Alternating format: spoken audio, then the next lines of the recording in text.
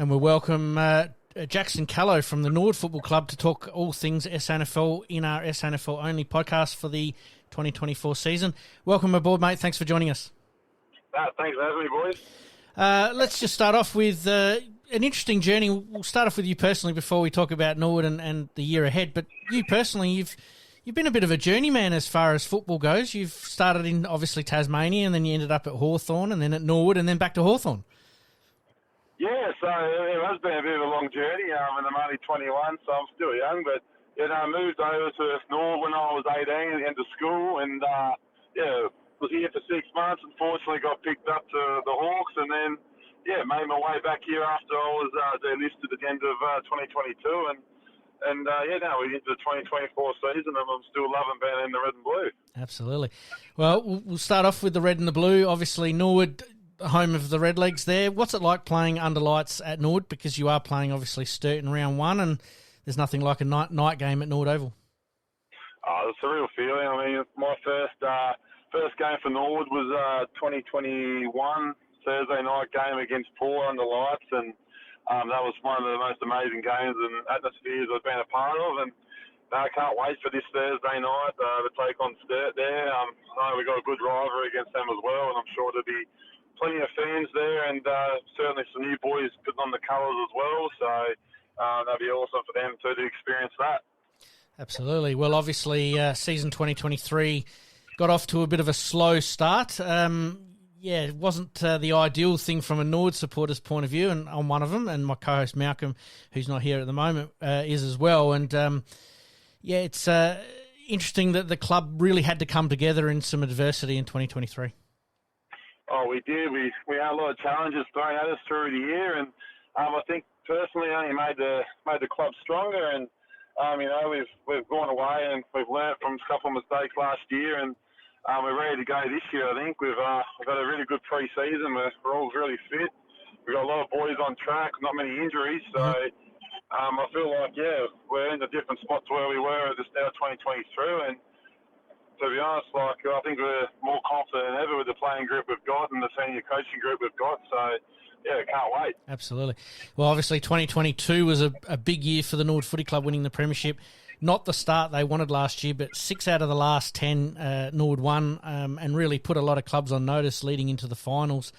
It was a good build-up for this year, and I know that there's been personnel changes, but does that give a sense that the club, is ready and raring to go for 2024? Yeah, definitely. I mean, it's always good to finish the season on a high, and our high was, winning those last few games and, knocking off Adelaide in the last game, who, nearly made all the way as well, was something that was very, very good for us going into the off-season, knowing that we could play our best footy and we could take it up to anyone. I think, going into pre-season, we knew that if we had a good pre-season, got fit, then we're going to put ourselves in pole position for the year ahead, and I think that's what we've done. So all the hard work starts to pay off now, hopefully, and we get into it Thursday. Absolutely. Speaking of pre-season, nobody likes doing them, but was there a theme throughout pre-season for Norwood this year? I think it wasn't necessarily a big theme, but it was great to see just everyone on track and not missing a session. I think all the senior boys as well, come back earlier than what they had to, and just everyone was so keen and brought into the program, and we had an amazing camp away during the pre-season, and that brought us even closer together, and we got a lot of new coaches and a lot of new players at the club, and I think that they definitely learned the values and what it means to be a Norwood person, and I feel like that's put us in a good position right now. Obviously, Twig is the main man, but you've got a few new assistant coaches. Is that good for, just bringing a bit of freshness about the place as well?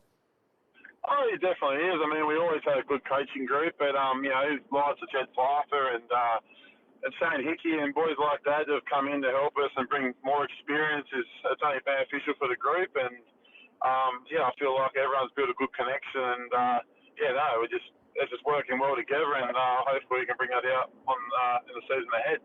Absolutely. Well, you've done all the pre-season, you've done all the hard work. You then get your opportunity against North Adelaide there in a trial match, which was at 9 a.m. in the morning on an absolute stinking hot day. How did the boys pull up from that? Oh, look, to be honest, I think we embraced the challenge really well. We knew it was going to be hot, and it was a credit to the SANFL and to both the clubs to getting the game to even happen in the first place at the heat. But no, I think it was a great start to our year.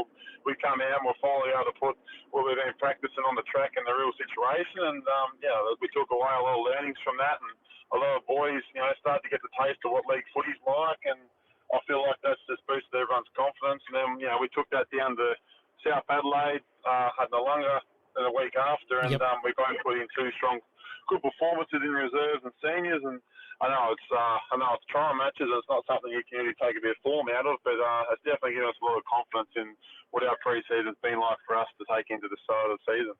And that's what trial matches are all for, is to try these things out and try some new players out. And it was a little bit gentler as far as conditions go down at Nollunga, and good win down there for sure. Yeah, it definitely was. It was the first time I've been to Nollunga. It wasn't really windy, so it made the trip a bit more enjoyable. Absolutely. Mate, I have to ask, as a SANFL player these days, you've sort of been involved with the AFL and the SANFL a little bit. Do you find that the pressures of SANFL football are getting, or the demands of SANFL footballers are a little bit more than usual, or more than because you've got the AFL teams in the SANFL? I feel like it is a little bit.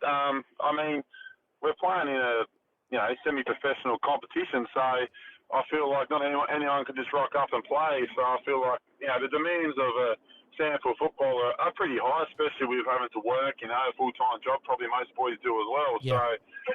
So I feel like the level of the demand that we've got at the moment is probably what we deserve and need to keep ourselves in a condition that we're able to go out there on game day and perform, and also back it up week after week.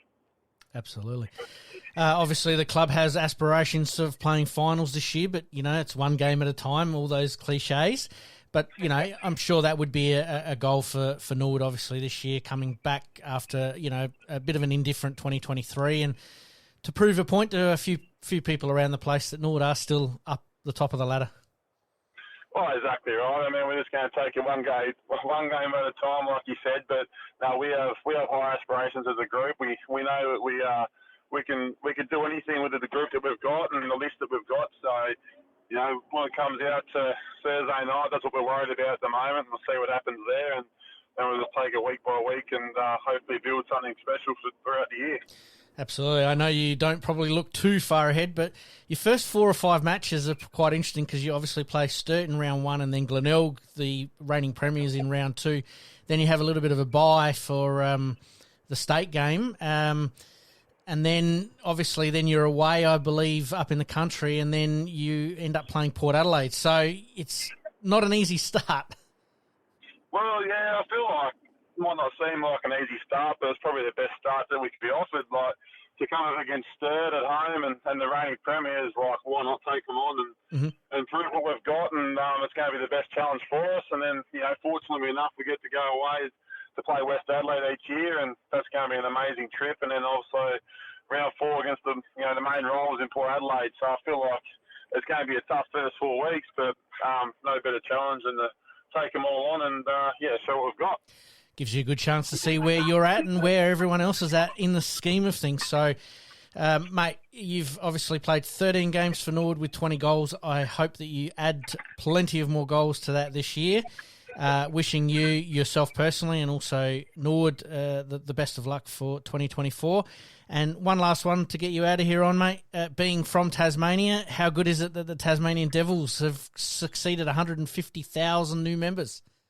Oh, it's awesome. It's awesome to see it. Everything's going ahead. And, as a Tassie boy growing up and, representing the map in my younger years, it's awesome to see, and something, even we didn't think it was going to happen. So, it's awesome to see that. I've already jumped on the bandwagon and got myself a membership. So, it's cool to see everything unfolding down there. And thanks for having me on the podcast. I really appreciate it. Absolutely, mate. Thank you, Jackson, for your time today, and best of luck for the year. Thanks, mate. Appreciate Thanks, buddy. Bye-bye. Bye.